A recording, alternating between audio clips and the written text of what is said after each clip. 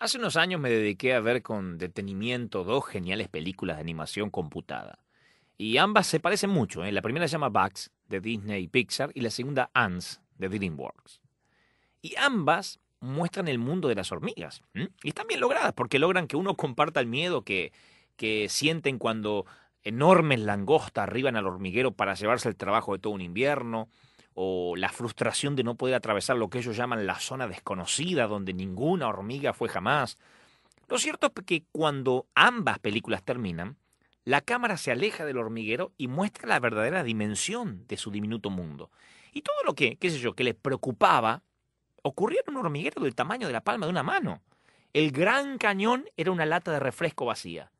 El océano que llevaba a la tierra desconocida era un pequeño charco que había quedado luego de la lluvia. Todo era miniatura, pero para las hormigas de la historia era su universo. El entorno inmediato era lo único que les importaba. Conozco mucha gente que vive de la misma manera, que dice que el día está gris y lluvioso porque nunca supo lo que es subirse a un avión y elevarse por encima de esos nubarrones. Creen que ser cristiano significa tener todos los cotidianos problemas de la congregación, del hermanito, de la hermanita, porque nunca conocieron el reino.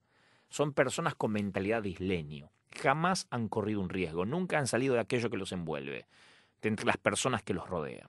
Y no estoy hablando de condiciones sociales, no estoy hablando que esto le pasa a gente pobre, no. En los Estados Unidos hay cientos de americanos, muchos de ellos con mucho dinero, que jamás han salido de sus propios estados. Una vez hablé con un californiano que no podía entender que yo provenía de un país llamado Argentina. Oh, tú vienes de los países mexicanos, me decía. No, México es un país. Yo nací en otro, mucho más al sur del continente. Oh, mi amigo, eres de allá abajo, de los países mexicanos, decía. Así que el hombre nunca había sentido la necesidad de salir de su estado porque tenía todo lo que necesitaba en California. Es más, tenía dinero, pero era obvio que nunca ni siquiera se había dignado a mirar un mapa. Y más allá que cause gracia, la mentalidad del isleño no les permite ver más allá de sus narices. Por eso yo siempre hago énfasis en que las personas vean más allá del propio hormiguero denominacional. A mí me llegan cientos de cartas de personas que preguntan si el rock es pecado, si pueden usar piercing, si los tatuajes son demoníacos, si el movimiento celular es de Dios, si el G12 es satánico o es de Dios, si pueden bailar, si pueden escuchar música secular. Y aunque cada una de esas preguntas tienen respuesta, me pone triste pensar que en lugar de estar conquistando los sueños, en lugar de estar en las grandes ligas, están perdiendo el tiempo con menudencias del hormiguero. Yo desde que recibí el llamado de Dios a servirle, soy consciente que dispongo mi tiempo para servirle y no para malgastarlo en horas ociosas. Y a veces me sorprendo cuando entro a un foro de internet y algunos discuten horas y horas diciendo si yo soy preterista, calvinista, arminiano, ecuménico, que por cierto la mayoría de las cosas no sé ni lo que significan, pero siempre me lleva a una reflexión. Digo, es obvio que esta gente vive encerrada en su entorno y por consecuencia les sobra el tiempo y entonces se dedican a hablar de la motivación ajena. Son gente que viven de su hormiguero. Cuando alguien descubre su destino no pierde tiempo en su hormiguero. Su propia visión le demanda tanto tiempo que no se detiene a criticar al otro o a mirar alrededor. En estos años, que por cierto fueron muchos y muy intensos, yo cometí varios errores y aciertos.